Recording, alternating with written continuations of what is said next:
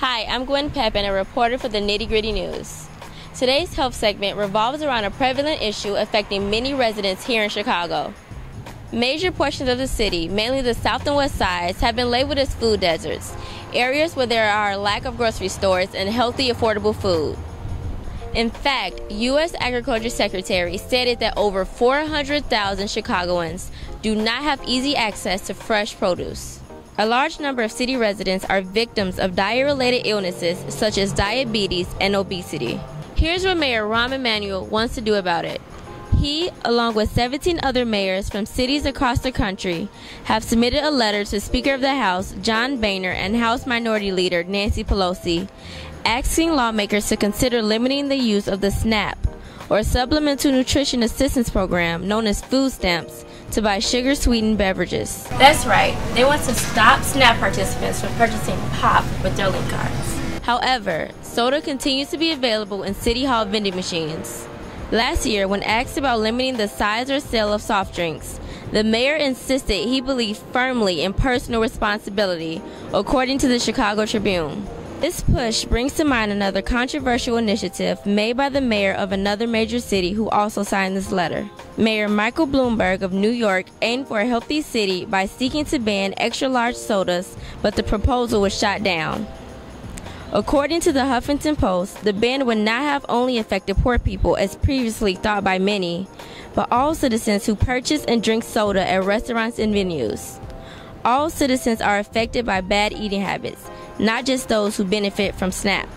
With the United States leading the world in soda consumption, and Humboldt Park suffering from one of the highest rates of diabetes in the nation, is Emanuel justified in seeking to ban soda purchases with SNAP?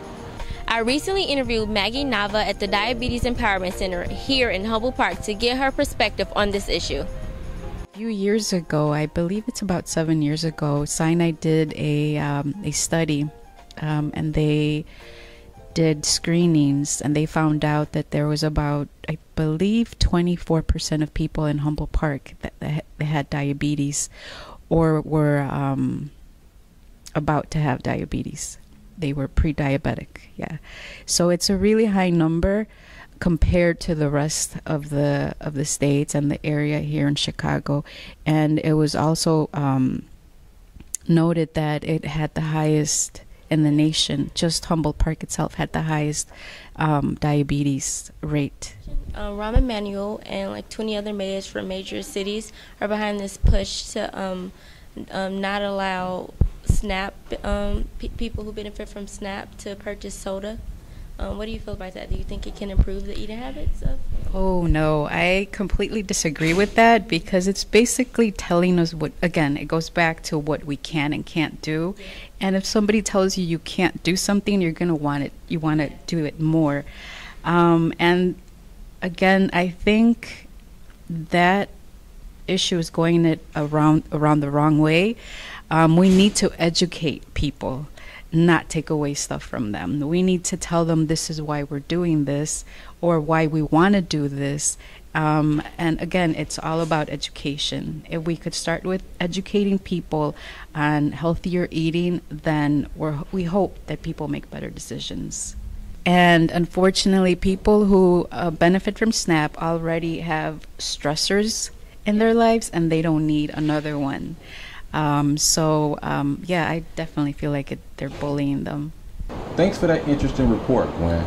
But personally, I can see where these mayors are coming from with this initiative, especially since we know that obesity leads to a number of health-related illnesses such as heart disease, diabetes, and cancer.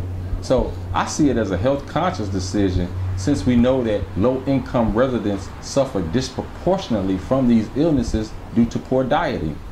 Well, I feel like this whole country is really suffering from poor eating habits and cancer and diabetes and obesity. But more specifically, areas in Chicago are food deserts, and these same people who are purchasing junk food with SNAP don't have access to healthy foods. They don't have grocery stores in their neighborhoods, so it's harder for them to eat healthy. You know, Gwen, another point I want to make, and this is not about disrespecting anyone, but anyone who has ever shopped at a corner store in the neighborhood or a gas station knows that SNAP is being used to purchase a lot of junk food. And I know people feel they have a right to eat whatever they want. I understand that. But if you're receiving public assistance, the taxpayer is paying for those purchases. And as a taxpayer, I'm not sure if I want my tax dollars to go towards multiple bags of chips and soda. Well, I feel that instead of taking away their right to purchase whatever they want at the grocery store, we should focus on educating these communities, teaching them how to eat and live better and healthier. I agree with everything you just said.